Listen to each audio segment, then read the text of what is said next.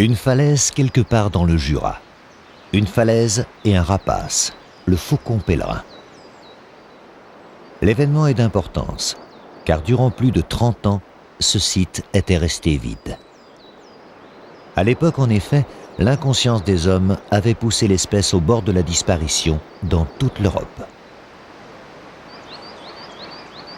Les faucons pèlerins étaient pourtant des oiseaux de haute lignée. Ainsi, des millénaires auparavant, d'autres hommes sur un autre continent les avaient élevés au rang d'un dieu de puissance et de sagesse, Horus. Aujourd'hui, les temps ont changé. Les idoles égyptiennes sont loin et après les années noires, les descendants d'Horus ont repris leur place dans la nature. Mais ils gardent toujours intact et vivant en eux l'héritage sacré de leurs ancêtres.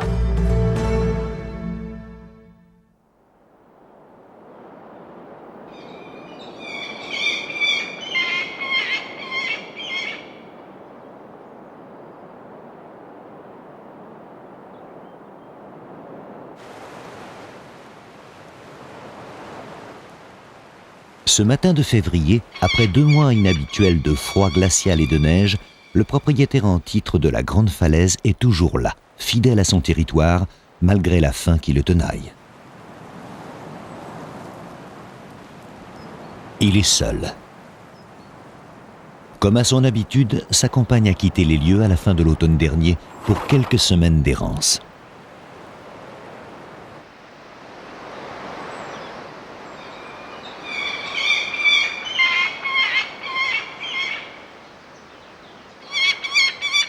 Depuis plusieurs jours, il attend patiemment le retour de la voyageuse, ou pourquoi pas, le passage d'une autre femelle qui voudra bien se laisser séduire.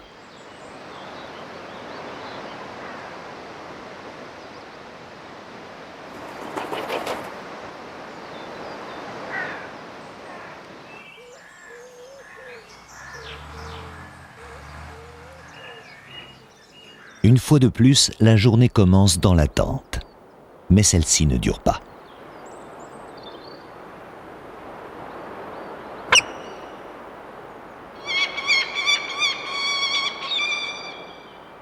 Le faucon connaît parfaitement ce cri.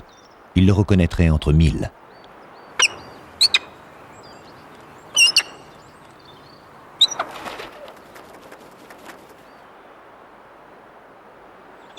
Arrivé de nulle part, sa compagne est enfin de retour. Les premières salutations marquant les retrouvailles sont brèves. Mais bien qu'il connaisse sa partenaire depuis 3 ans, le mâle doit céder au rituel en vigueur chez les pèlerins. Séduire une nouvelle fois l'être cher par quelques démonstrations de vol.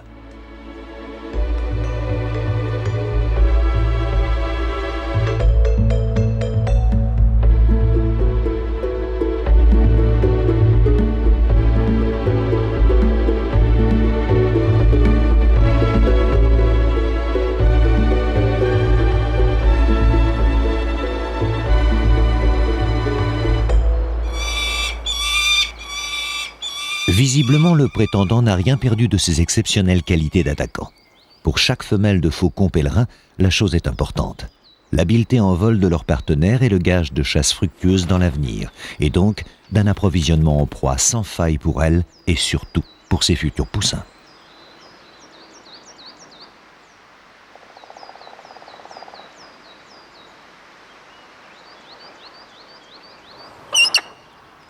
Après cette première étape, il ne reste plus au mâle qu'à consolider leur alliance. Une petite offrande fait généralement l'affaire, mais il n'aura guère le temps de la préparer.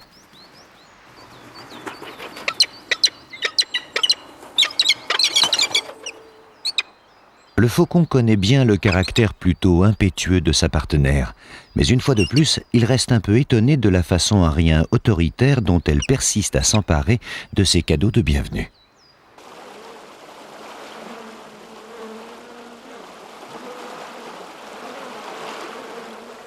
Entre les 2 oiseaux, le jeu des parades et des échanges de proies se répétera durant plus de 3 semaines. Il s'agit là du minimum légal en vigueur dans la caste fermée des faucons pèlerins.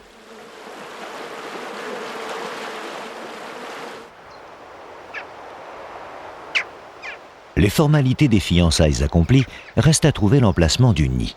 Pour cela, le mâle doit faire choisir à sa compagne une plateforme dans la paroi rocheuse. Cette année, celle-ci semble un peu hésitante, et il doit insister pour lui faire accepter sa dernière proposition.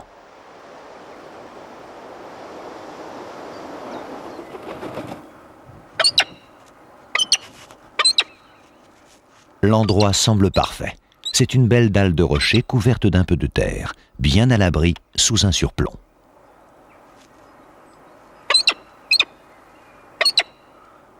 L'invitation est claire, mais à l'évidence, la belle a pour l'instant d'autres chats à fouetter.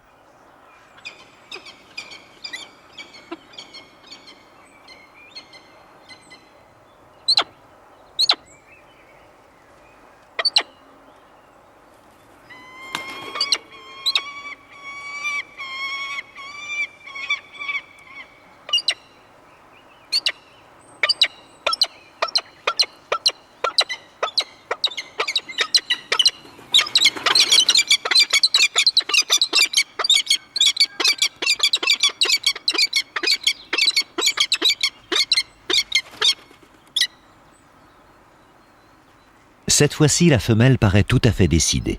Malgré les apparences, la vivacité des salutations et le départ précipité et soumis du mâle sont en effet plutôt bons signes. Ils font partie du cérémonial habituel.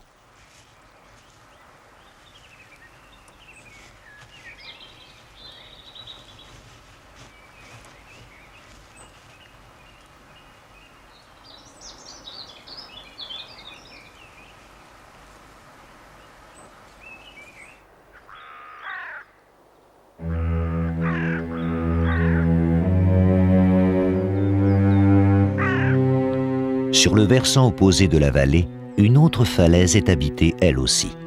Son locataire est un nouveau venu. Au début de l'hiver, le grand-duc s'est installé là dans la plus grande discrétion. Il déteste se montrer, surtout durant le jour. Cela ne l'empêche pas d'être aux aguets. Depuis les retrouvailles des faucons, il a suivi à distance avec beaucoup d'attention leurs sonores discussions.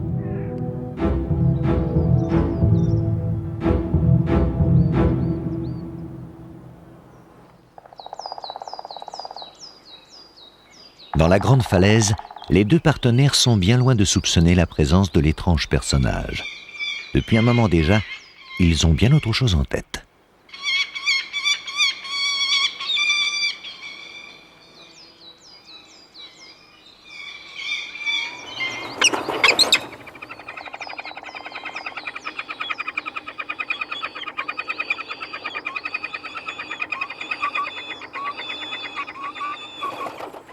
L'intimité des pèlerins est d'autant plus brève qu'ils doivent faire face à une nouvelle tentative de coup d'État de la part de rivaux éternels, les grands corbeaux.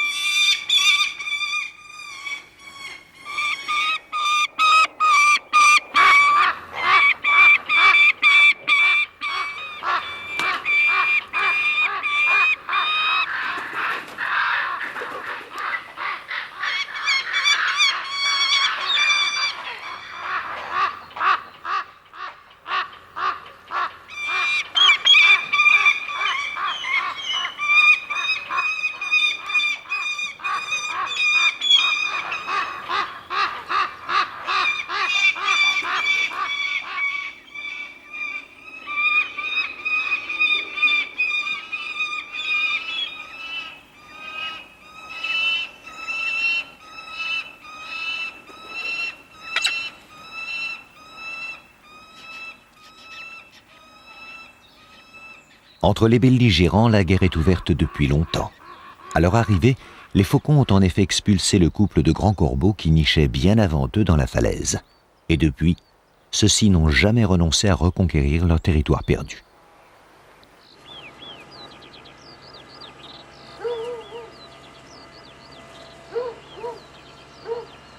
Dix jours plus tard, la falaise a retrouvé sa sérénité habituelle. Les grands corbeaux n'ont pas reparu depuis leur défaite et les pèlerins sont devenus beaucoup plus discrets, voire même silencieux. C'est un signe qui ne trompe pas. Il y a quelque chose de neuf dans la falaise.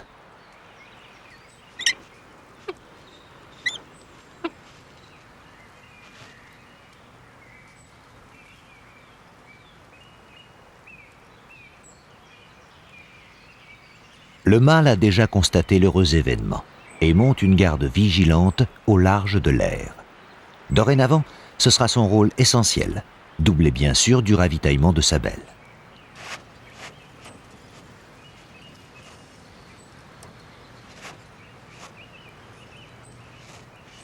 Pour elle, par contre, commence une longue période d'immobilité et d'abnégation, pendant laquelle elle ne quittera pratiquement plus le nid.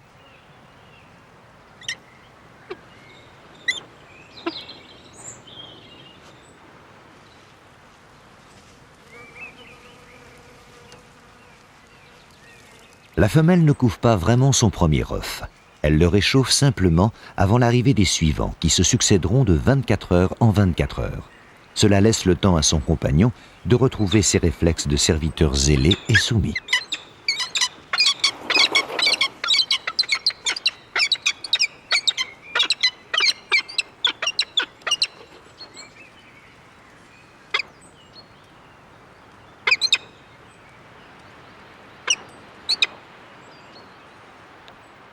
La pondeuse ne mange jamais au nid. En attendant son retour, c'est à son fournisseur qu'incombe la surveillance du trésor, du moins en théorie.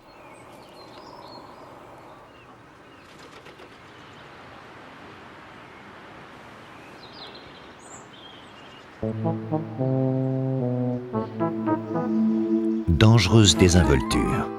Car malgré les apparences, la vie très privée des pèlerins reste sous le contrôle discret des grands corbeaux.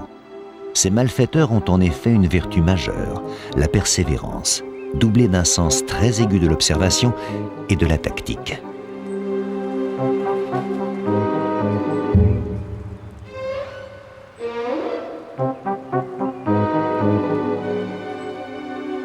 La femelle est revenue sur l'air, mais cela ne désarme pas le moins du monde le pirate. Celui-ci a sans doute remis à plus tard son envie d'œuf, mais l'occasion est trop belle d'étudier en détail le terrain et surtout les réactions de l'ennemi.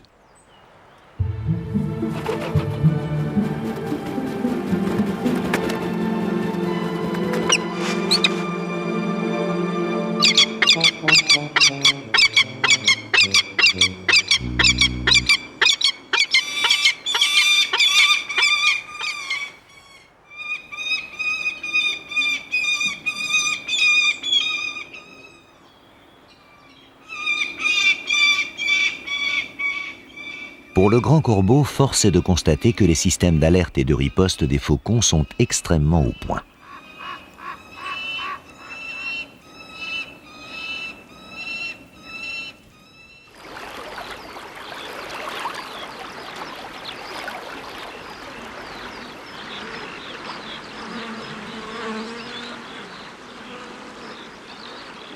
Trois jours plus tard, le mâle est toujours en pleine action. Hormis ses talents d'oiseau de garde, c'est véritablement un chasseur hors pair.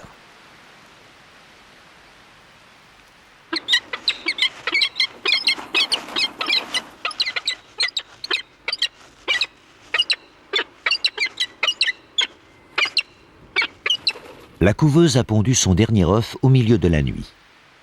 Et le premier ravitaillement de la journée est le bienvenu.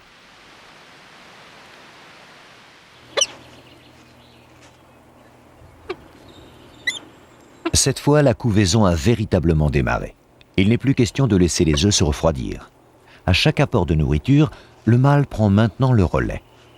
Il fait preuve d'une certaine bonne volonté, mais a un peu de mal à compenser une maladresse chronique dans ce genre d'exercice.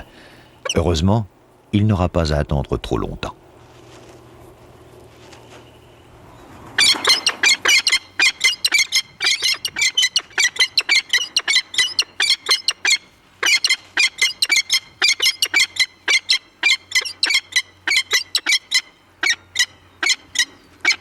En traduction libre et sur le thème bien connu « Tu ne sais pas t'y prendre, laisse-moi faire », son acariâtre compagne reprend rapidement les choses en main.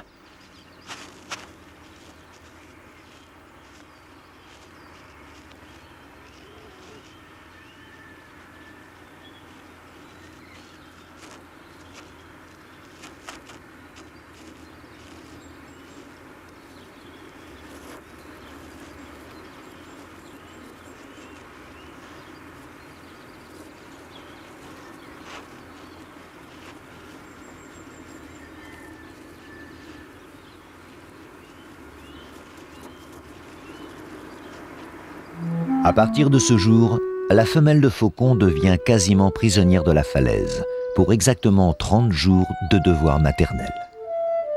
30 jours à user le temps, à dormir et à attendre patiemment les répits que lui accordera 2 à 3 fois par jour le passage de son fidèle serviteur.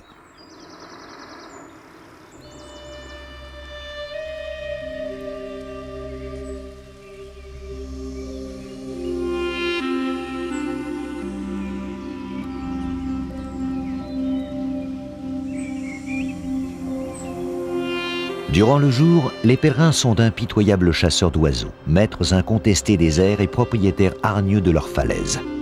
Mais cette puissance s'amenuise de minute en minute lorsque la nuit s'installe.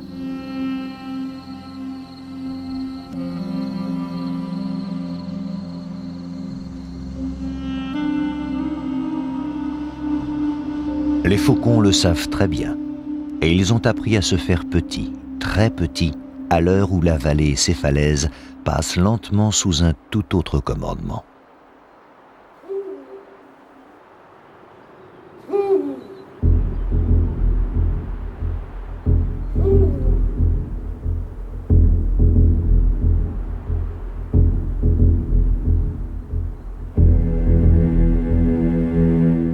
La nuit tombée, celui-là est le maître absolu.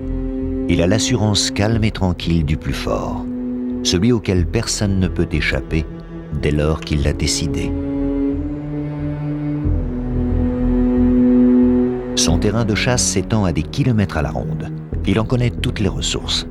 Les dortoirs des corneilles, les nids des grands corbeaux, mais aussi toutes les aires de faucons pèlerins. Et en plus, il sait attendre.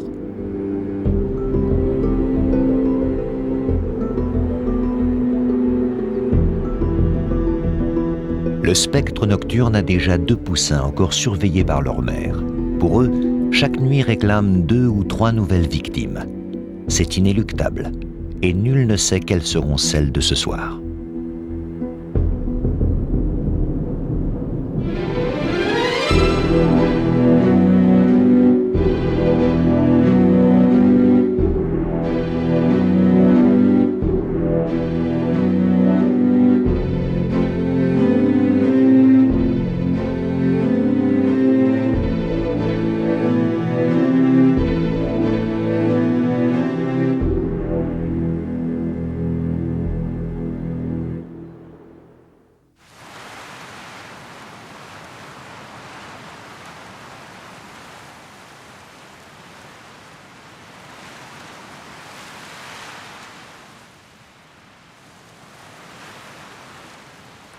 Dans la première quinzaine d'avril, comme à l'accoutumée, le mauvais temps avait été au rendez-vous.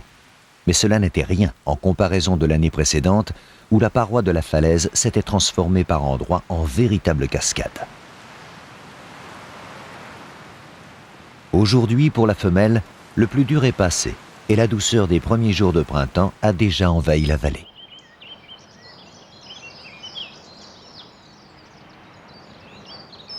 Durant tout ce temps, les grands corbeaux n'ont pas réapparu dans la grande falaise. En fait, après leur dernière tentative, ils ont rapidement abandonné l'idée de déloger les pèlerins. Les noirs personnages ont finalement dissimulé leur nid à bonne distance dans la plus petite paroi rocheuse de la vallée.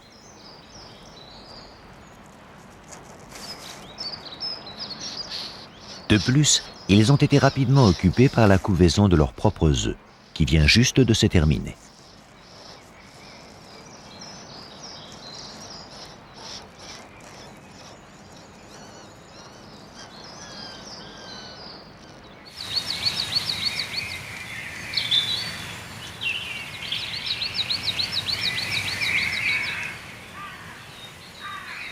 Les pèlerins, de leur côté, sont un peu en retard sur le programme officiel. Hier soir encore, à la fin du 30e jour fatidique, il ne s'était toujours rien passé sur l'aire.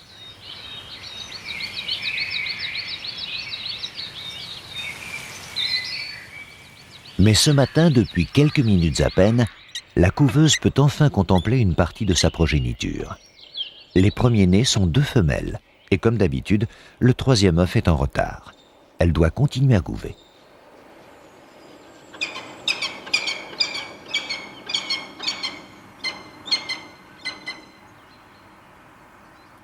Au large de la falaise, le nouveau père est toujours occupé à monter la garde. Un instant plus tard, la découverte de l'événement semble le laisser dans la plus grande perplexité. Il sait pourtant qu'à partir de ce jour, l'existence de cette fragile descendance repose pour l'essentiel entre ses pattes. Pendant plusieurs semaines, en effet, c'est lui, et lui seul, qui sera chargé de leur approvisionnement.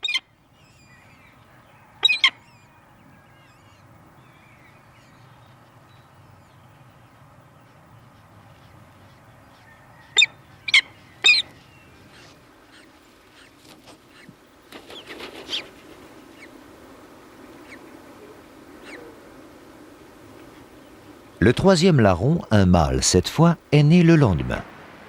Plus qu'avant encore, le couple se partage maintenant avec précision les tâches domestiques. Monsieur chasse et plume les proies avant de les apporter à sa partenaire. Madame, de son côté, se charge de distribuer la nourriture à sa tribu.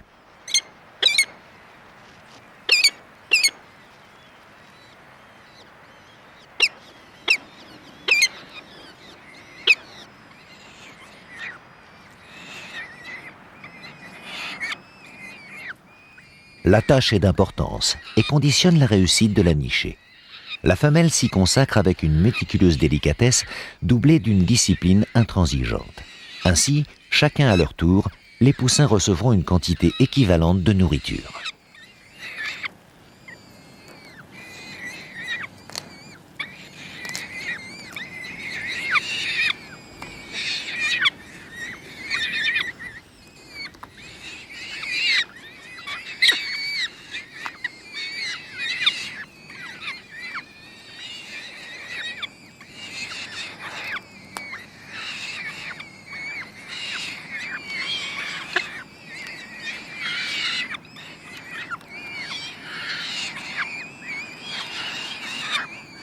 Le ravitaillement se termine lorsque le jabot de chacun d'eux est rempli à souhait. La femelle n'a plus qu'à cacher les restes de la proie dans quelques fissures de la falaise. La vie des jeunes pèlerins est assez simple. Tout d'abord manger, s'empiffrer même, puis s'écrouler en chœur pour digérer en attendant le prochain repas.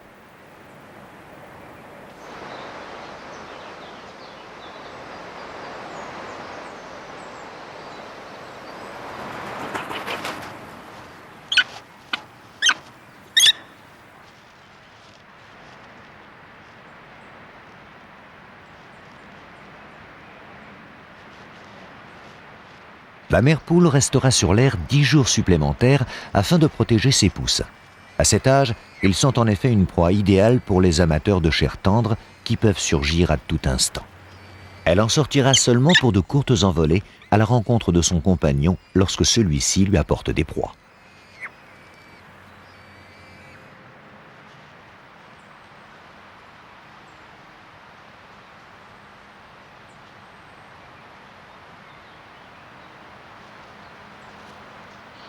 Pendant tout ce temps, la femelle réchauffe également ses rejetons. Ceux-ci sont encore incapables de résister seuls au froid et à l'humidité.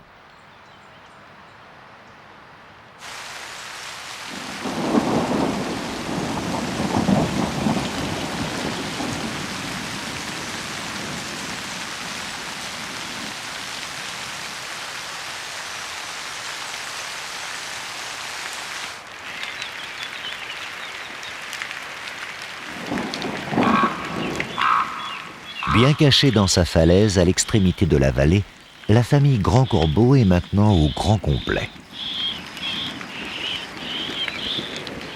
Moins délicats que ceux des pèlerins, les jeunes grands corbeaux sont des sortes de grands gousiers à peu près constamment affamés. Leur appétit insatiable pousse leurs parents à vagabonder en permanence à la recherche de quelques charognes ou de proies faciles à capturer. À ce jeu, les grands corbeaux sont des spécialistes. Ils ont en plus une mémoire sans faille et une revanche à prendre.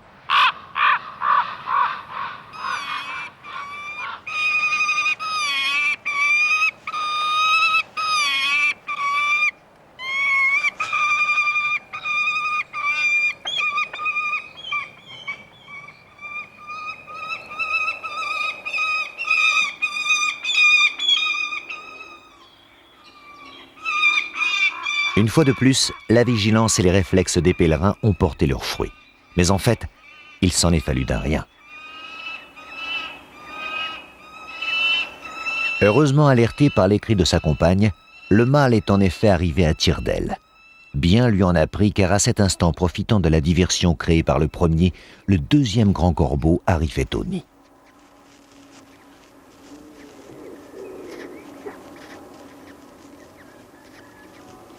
Côté défense, il est vraiment parfait. Mais pour le reste, il lui reste quelques progrès à faire.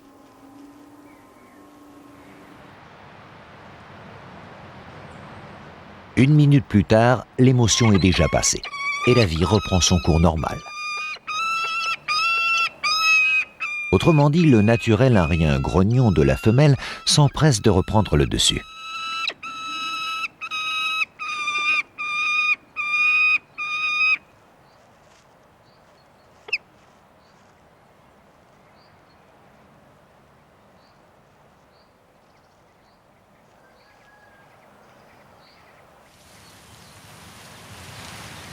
Heureusement pour lui, le mâle excelle à un autre exercice dont sa malgracieuse partenaire ne peut se passer, la chasse. Celui-ci est la victime, mais il ne le sait pas encore. Celui-là, le chasseur, lui le sait, car il vient de le décider.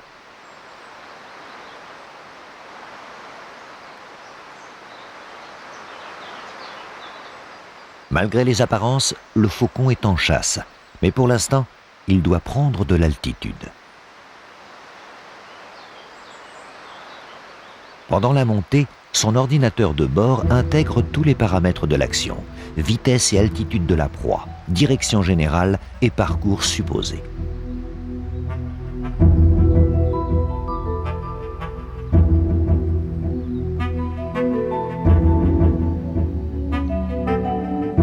Maintenant, le faucon a anticipé puis calculé la trajectoire de la victime et surtout le lieu probable du rendez-vous mortel.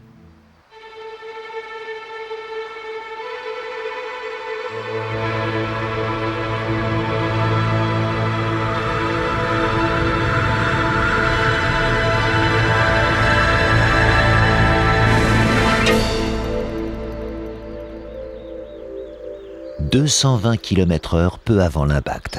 Cette fois, la proie n'a eu aucune chance.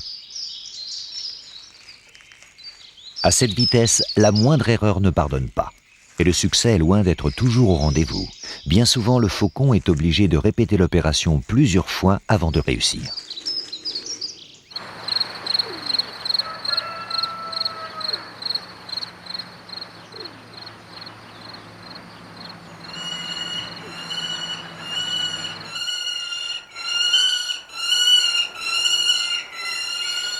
Ce matin, le mâle a enfreint le règlement et se permet de nourrir ses petits.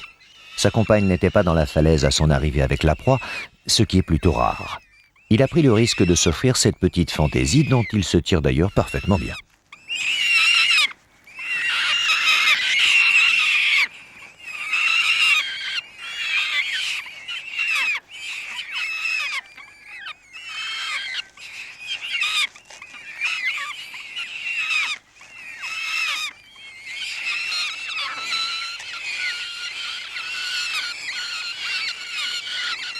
Évidemment, ce qui devait arriver arrive. Le contraire eût d'ailleurs été très surprenant.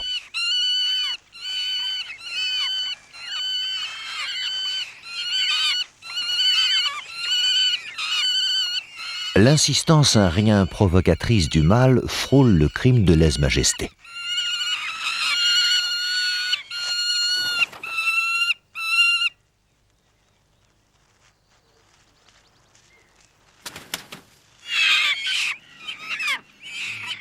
Après cet épisode de notoire laisser-aller, frisant même la contre-éducation, la reprise en main de la tribu des affamés ne se fait pas sans quelques difficultés.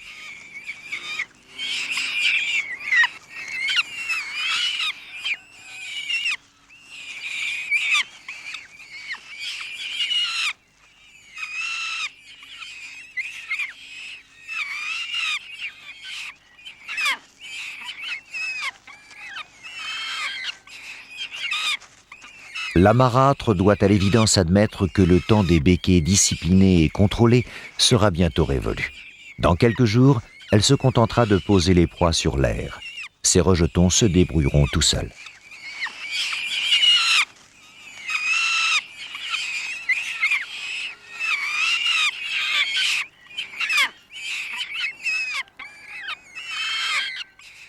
Sur l'air, les jeunes faucons sont devenus beaucoup trop gros pour tenter les grands corbeaux. Entre les deux camps, la trêve s'est installée. À quelques escarmouches près, celle-ci tiendra jusqu'à l'hiver suivant, où les hostilités reprendront sans doute de plus belle.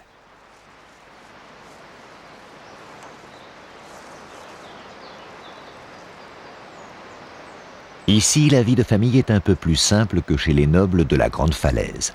L'accès au nid est même tout à fait libre pour le mâle.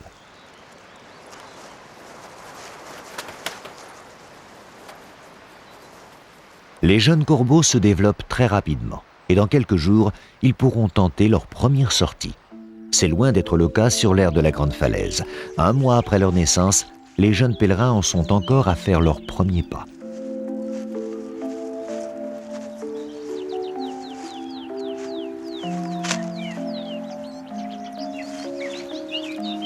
Depuis quelque temps cependant, leur instinct prédateur commence à s'exprimer clairement. Les pattes projetées en avant simulent le geste fondamental de la chasse, qui est celui de l'adulte lorsqu'il saisit sa proie en plein vol.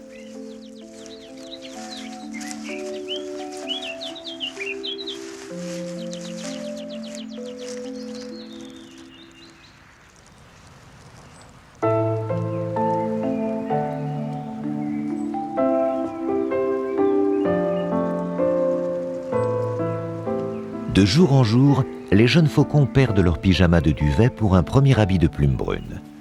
Régulièrement, une sorte d'excitation fébrile s'empare d'eux, signe sans doute de leur impatience d'adolescents rêvant de quitter le nid. Ils n'en sont pourtant pas encore là.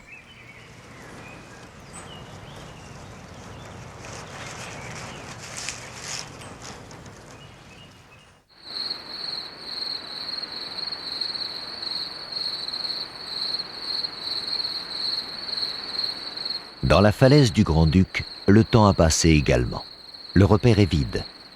La femelle est toujours dans la falaise, à un coup d'aile de là, mais seule.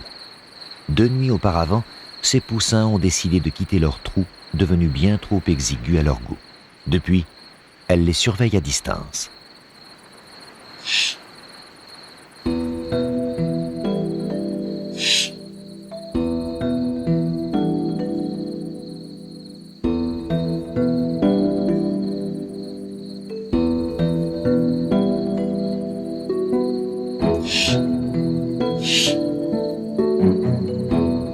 Pour l'instant, les jeunes grands-ducs attendent le premier ravitaillement de la soirée et calment leur faim avec les restes du repas de la veille.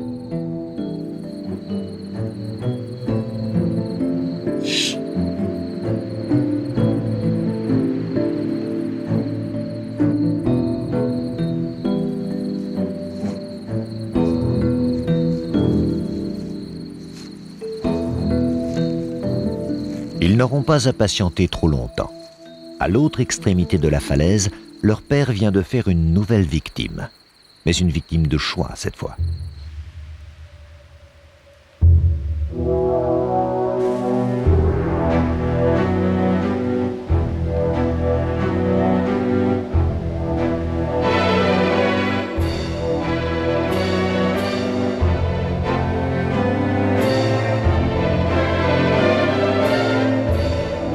La proie est un jeune mâle de pèlerin.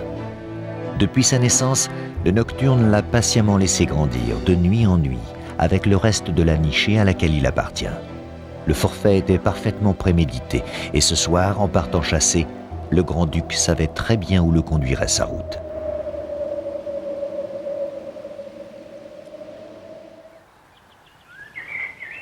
Au petit matin, le spectre de la nuit s'est évanoui. La vie est toujours là sur l'aire des faucons, mais seules les 2 sœurs sont à leur place habituelle. Leur frère est absent, mais cela les laisse dans une parfaite indifférence.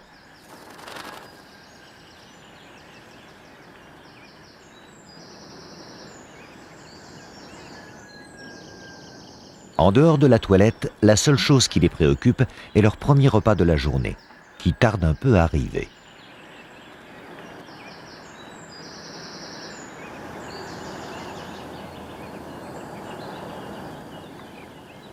Une demi-heure plus tard, le petit déjeuner arrive enfin. Le père ayant depuis longtemps renoncé à s'occuper directement de sa descendance, le service est toujours assuré par la maîtresse des lieux.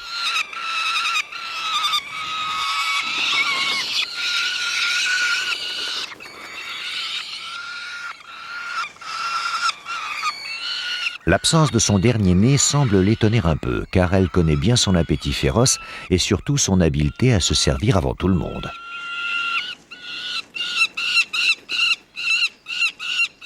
En fait, l'aventurier était en train d'explorer les alentours de l'aire. Il s'est fait surprendre, ce qui le met visiblement de fort mauvaise humeur. La victime du grand-duc était sans doute issue d'un autre couple de faucons installé à quelques kilomètres de là. Quant au retardataire, il se rattrape comme il peut.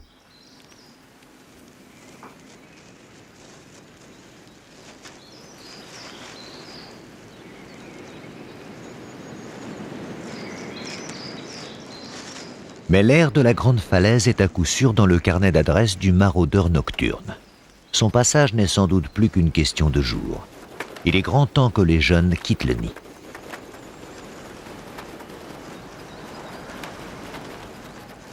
À dire vrai, ce n'est pas l'envie qui leur manque. Ils ont commencé leurs essais depuis quelque temps et l'entraînement s'intensifie de jour en jour.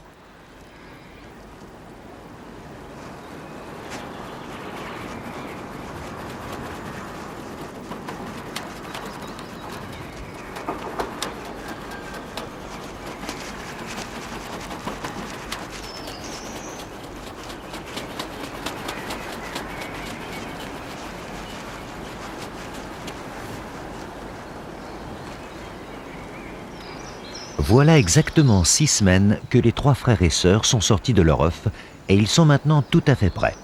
Les plumes de leur nouveau costume brun sont au complet, tandis que leurs futurs outils de travail ne demandent qu'à entrer en action. Mais quelque chose leur manque, qui les pousse à attendre encore un peu.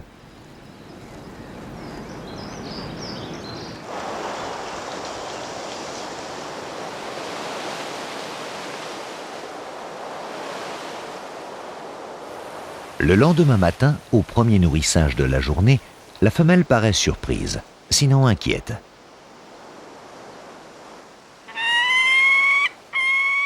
Mais son étonnement est de courte durée.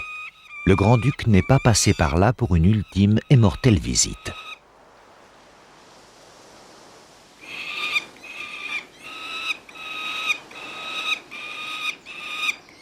Les jeunes sont bien vivants et se sont simplement dispersés aux alentours de l'aire. Ce qu'ils attendaient est arrivé au petit matin. Un vent puissant s'est levé dans la vallée, grâce auquel ils ont pu tenter leur première sortie.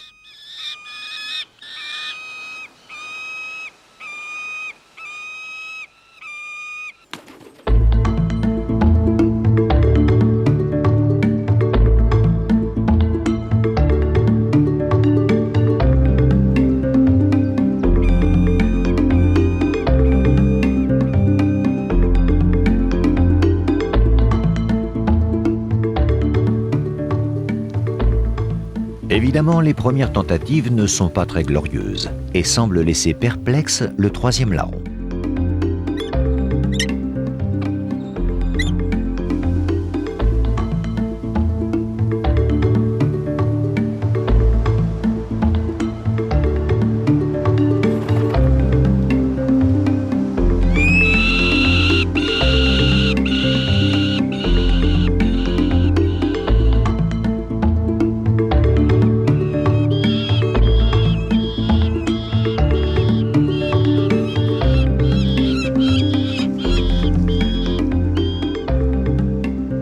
Les exploits aériens des apprentis se font bien entendu sous le contrôle de leur mère, qui est en alerte permanente. Mais les jeunes faucons s'en moquent comme de leur premier duvet.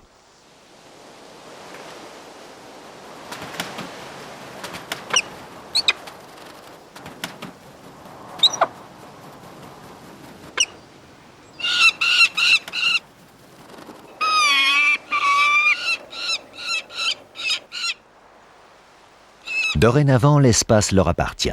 et ils peuvent donner libre cours à leur soif de sensations et de découvertes nouvelles.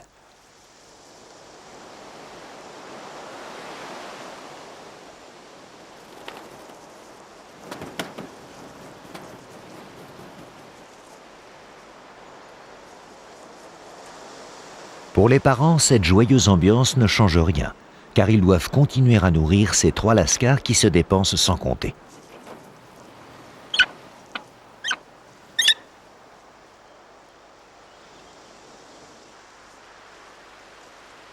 Bien que les jeunes faucons reviennent à l'air de temps en temps, leur éducation se fait désormais pour l'essentiel hors de la falaise.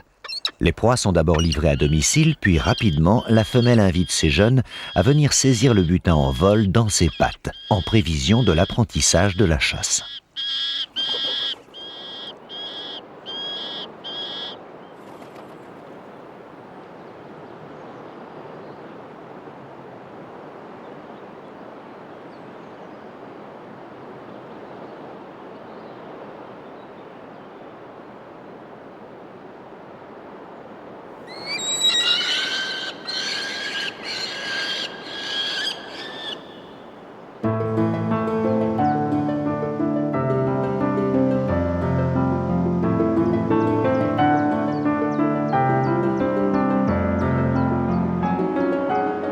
Trois ou 4 jours après les premiers vols, la grande falaise et ses courants aériens n'ont plus de secret pour les 3 frères et sœurs. Ils ne se quittent plus d'une plume, et après 50 jours passés dans la paroi rocheuse, s'adonnent avec ivresse à la découverte de leur nouvel univers.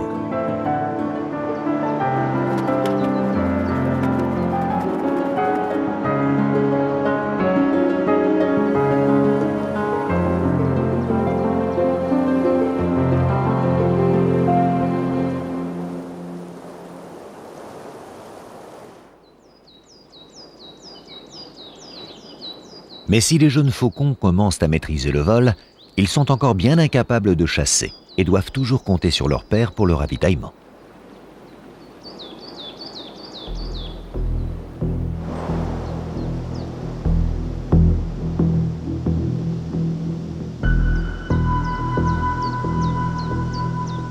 Une fois n'est pas coutume, celui-ci a opté à cet instant pour une certaine facilité.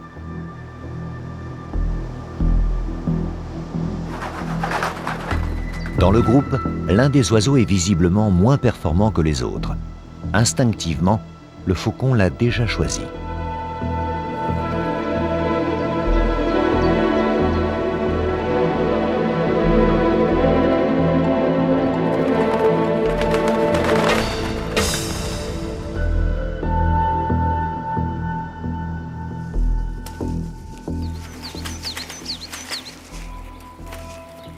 La proie est un peu trop grosse pour être soulevée et remontée en vol jusqu'à la falaise.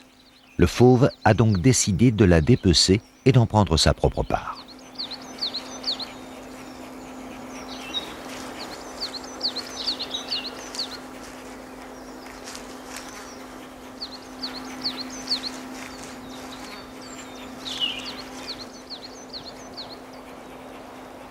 La méfiance est de règle à cet instant, car au sol, le faucon pèlerin est vulnérable.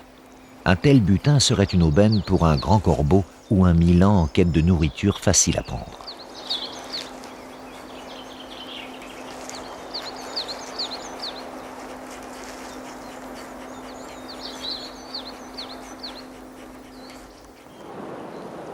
À 2 coups d'aile de là, les jeunes continuent à s'en donner à cœur joie sous la surveillance de leur mère qui poursuit ses livraisons de nourriture.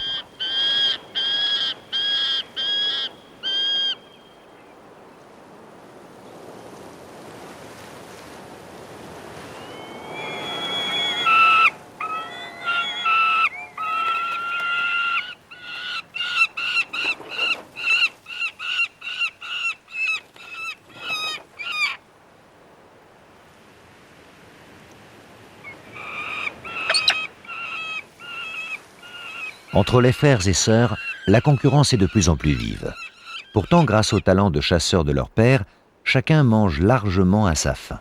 Peut-être s'agit-il simplement de disputes sur l'ordre de la livraison.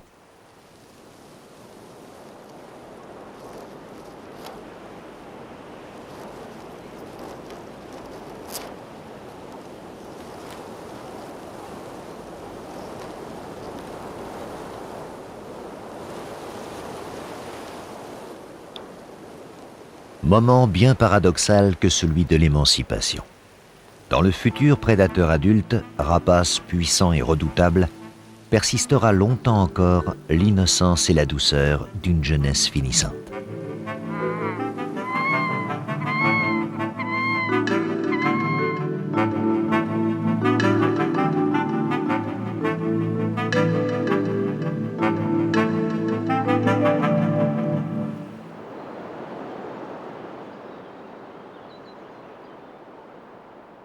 Pendant plusieurs semaines encore, la famille reste très soudée et ne quitte pas les alentours de la grande falaise.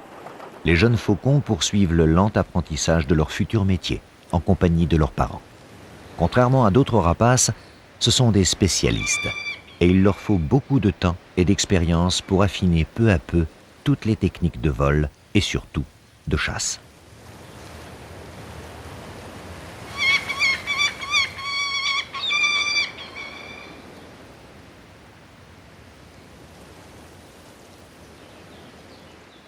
Dans ce domaine, tous les exercices sont bons pour simuler la capture des proies, à commencer par l'attaque des feuilles agitées par le vent.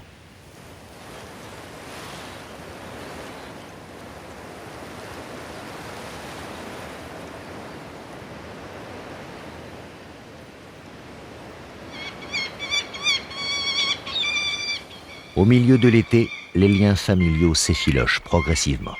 Le mâle sera le premier à quitter la grande paroi, bientôt imité par ses deux sœurs. De falaise en falaise, chacun d'eux cherchera à trouver dans la région de sa naissance un nouveau site où s'installer et perpétuer sa lignée de seigneurs. Plus que jamais en Europe, les descendants d'Horus sont bien vivants aujourd'hui. Ils ont reconquis presque tout leur territoire et l'oiseau sacré des pharaons reste toujours quelque part le rapace des dieux.